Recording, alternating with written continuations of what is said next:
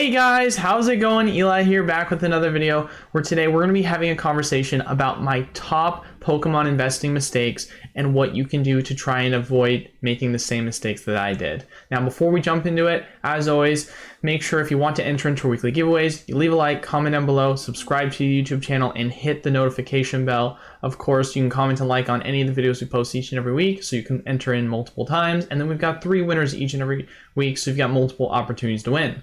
Outside of that, if you want to, of course, support the channel or join the community, check out any of the links that we have down in the description below for our social media accounts that you can both join and or follow. But now, jumping into today's video. So, as I've mentioned before, I've made videos about just general kind of mistakes that a lot of people make when it comes to whether it just be general investing or whether it be general investing in the Pokemon hobby. But I've really yet to make one where I haven't fully talked about my own personal mistakes that I've made. I've obviously had some that I've talked to you outside of Pokemon where I've made personal mistakes, and a couple of where I've been, like, hey, I've made this general mistake in other areas and I've learned from that. But I'm going to talk today about my top 5 Pokemon investing mistakes that I made myself, and then what you can do to, of course, avoid that. So there's going to be no order to this whatsoever, so it's just 5 that I'm just going to be discussing. So number 1, you guys have heard this before, but this is going to be my own one, and I've learned this. I would say that for myself, and this can correlate to being a business or not being a business, but once again, leaving money on the table. This is one that I've talked about before. I'll talk about it again. It's extremely important. And now, obviously, as a business, I can sit here and play the game of like, yeah, this is my back stock inventory, right? But when it comes to opportunity to cash out of product, I would say that definitely, if there's an opportunity to make good margins and you're sitting here saying, well, I think it's going to continue to go up and there's no expectation whether or not it is or isn't, you got to be smart when it comes to learning to take profits off the table. One of my best examples of that was when Shining Fates came out. Shining Fates Pokemon product, when it first came out, if you don't remember, booster boxes were obviously not a thing, so elite trainer boxes, they were going for roughly around $120+. Sounds crazy to think about, but yeah, there's an extreme amount of hype. Obviously, I wasn't selling it for that high, but I was selling it for a lot higher than MSRP because at the time of the market, it was the best deal that was around anywhere that anyone was offering, and I was still able to sell out of it quick. Well, my expectation was, okay, well, there's super high demand. Obviously, we're in COVID. There's a general low supply when it comes to product. I'm going to sit on about a case or so of my inventory of each individual product I had allocated to me in the expectation that we're probably going to see prices go up.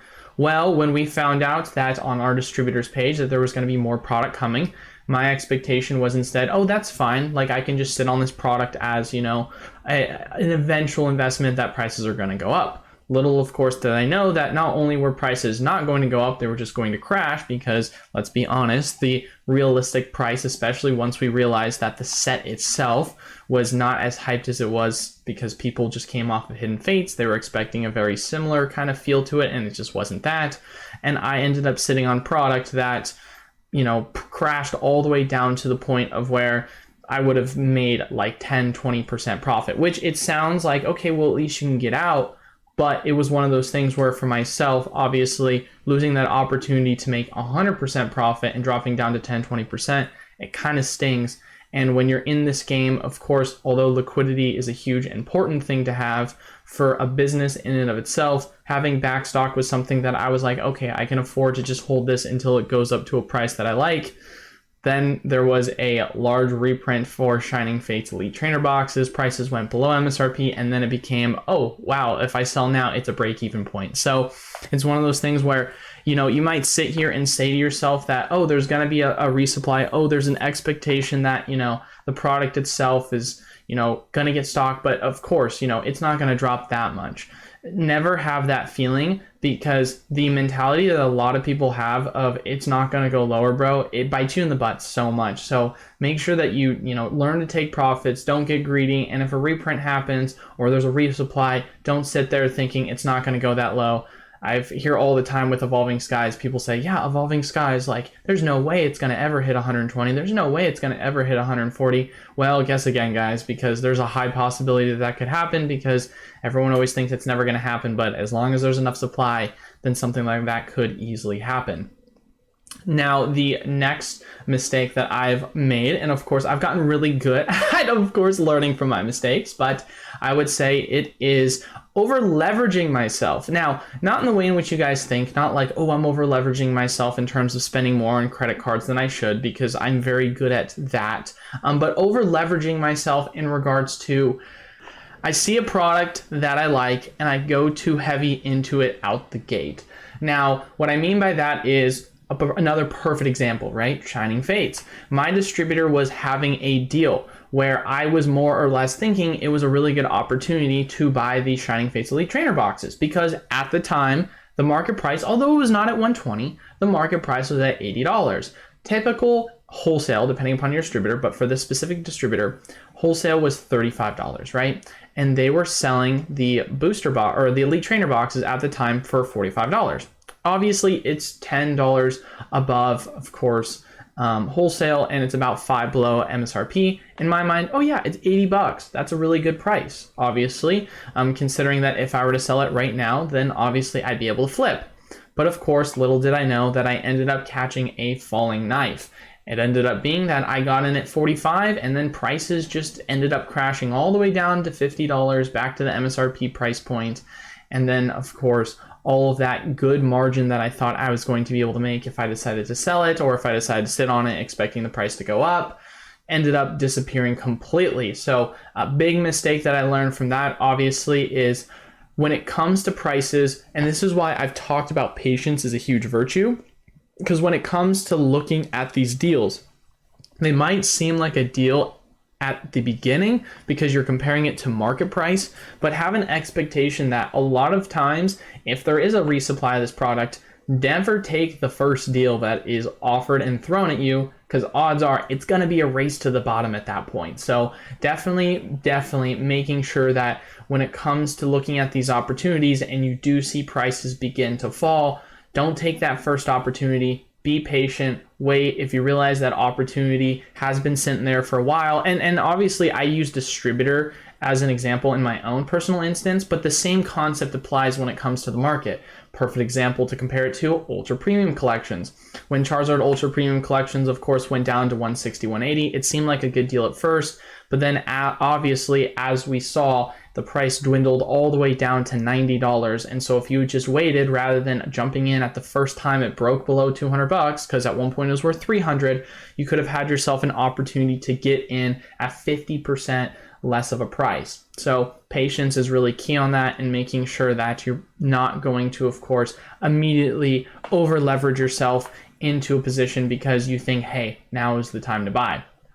And of course, with that over leveraging into a position comes to my next third point, which I want to talk about as well, which is obviously with the previous point that I made, it was going in too hard in regards to getting into a price point rather than being patient and jumping in too much. The next point is going all in when you shouldn't be going all in, because if you make example 2, and let's say, hypothetically speaking, you have $1,000 and you look at example 2 that I made and you only put in half your money, right? Well, at least if the price of that, Elite Trainer box that I bought at $45, if, prices tanked and my distributors decided to sell it to me at $35, or for you guys with Charizard Ultra Premium Collections, if you got in at 180 and then prices dropped all the way down to 90, at least there you can recover. At least at that point you can say, okay, well, I've dollar cost averaged into a position that for me, it is something that,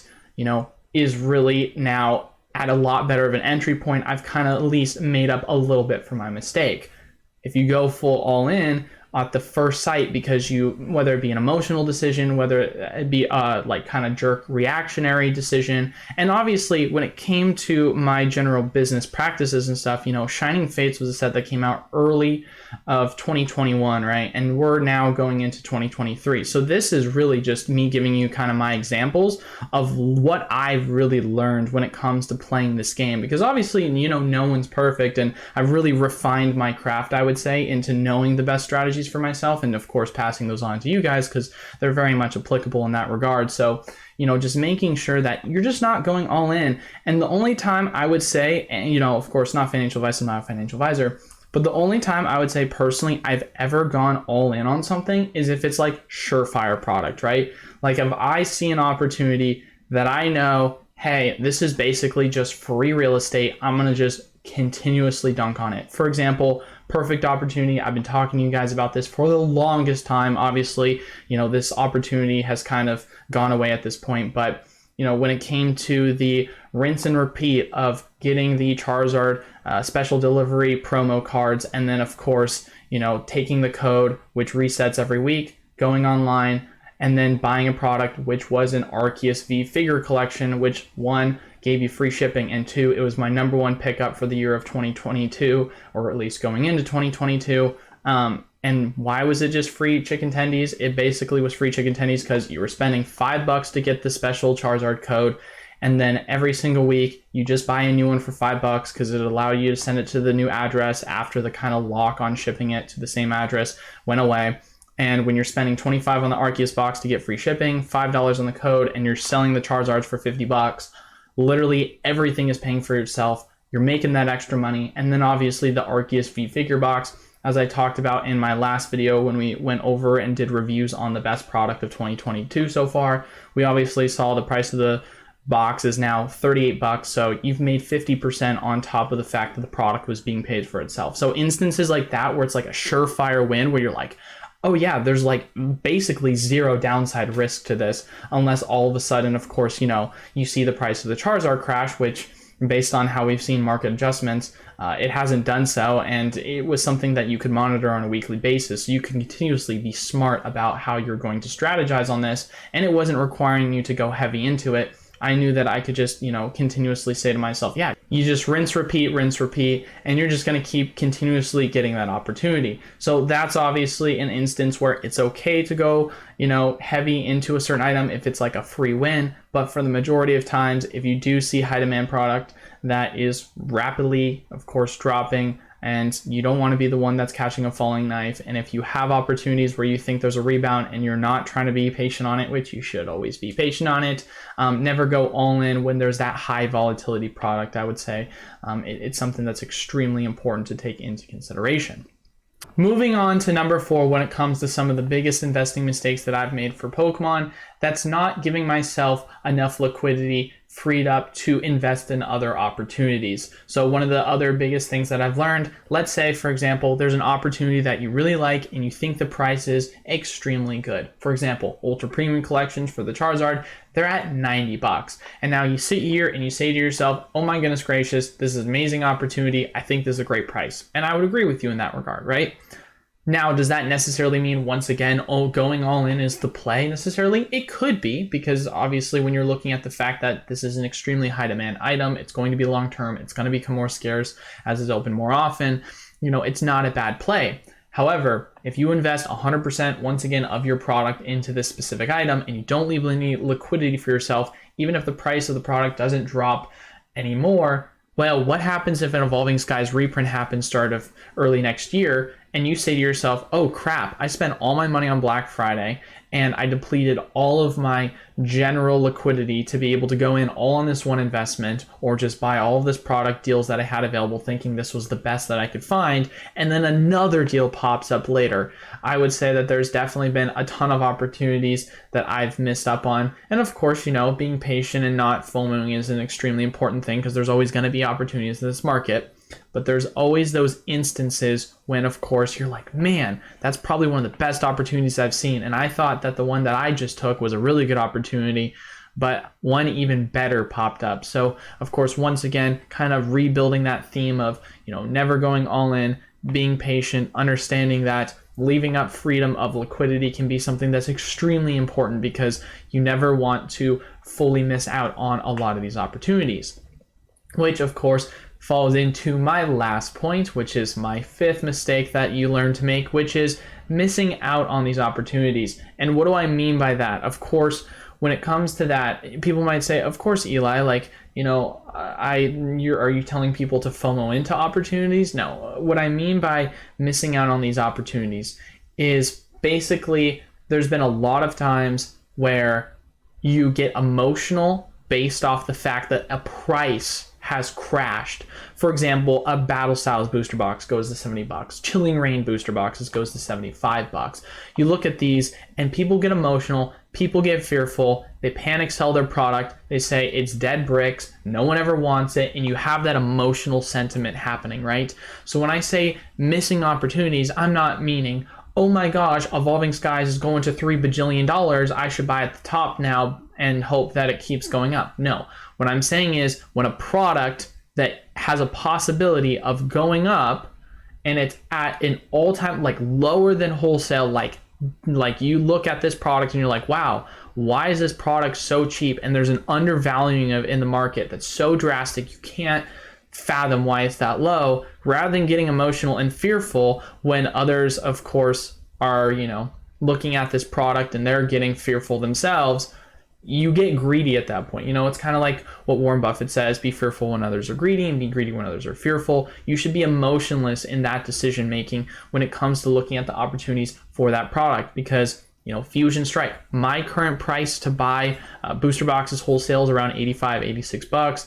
If you go and look at the price of Fusion Strike booster boxes, you can get them at $78 when they had the resupply. You know, Chilling Reign booster boxes, you could have gotten them for around the $75-ish price point. So that's like well below wholesale prices, like 10% below wholesale prices. So, and obviously if we're looking at what Chilling Reign's doing right now, it's broke above $100. Your opportunity that you could have made if you had gotten in that product at that time would have been incredible. So, and a lot of people, of course, didn't really have the mentality. They didn't really look at it in that regard. For me personally, Chilling Reign wasn't one that affected me in that regard. So using my own example, Champion's Path was a big one for me, where the price of Champion's Path just kept tanking. And it was a set that I looked at and I said, wow, this is an absolutely terrible set. Why would anyone ever want to get into this? And there was a point where, you know, getting Champion's Path Elite Trainer boxes at $40 was something I had the opportunity to do. And I passed up on it because I was fearful of the fact that I thought this was a terrible set. And now you can say to yourself, now looking back on it, obviously, like, yeah, I think that's rational. It is a terrible set. But understanding how the market works and knowing that there is such thing as the Charizard tax, and now seeing what the prices of the Elite Trainer boxes are now, and if I had bought in at 40, then I could have almost tripled my money based off of that initial investment. You know, it's something that definitely stings a little bit, but at the end of the day, obviously, you learn from it. You move on. There's always going to be opportunities popping up in the market. And so trying to not be fearful when it comes to looking at these opportunities and taking them for granted is something that I would say is extremely important to take into consideration. But as far as it goes, ladies and gentlemen, that is, of course, my top 5 mistakes that both I've made, giving you my examples, and I hope that you can learn from my mistakes and not make the exact same 5 yourself. As always, if you want to enter into our weekly giveaways, make sure you leave a like, comment down below, subscribe, hit the notification bell. We post pre-recorded content each and every week for you to do so. As always, we've got 3 winners each and every week, so you've got multiple opportunities to win. You can comment and like on each video, so multiple opportunities to enter. And then, of course, lastly, if you want to support the channel or join the community, check out any of the links down in the description below, whether it be checking out our Discord, our Patreon, our websites, PokemartUSA, and E4 for the LGS, if you want to, of course, support us or be a part of that community. But as far as it goes, that is all for today's video. Thank you guys all so much for watching. Until then, I will see you all on Friday. Peace.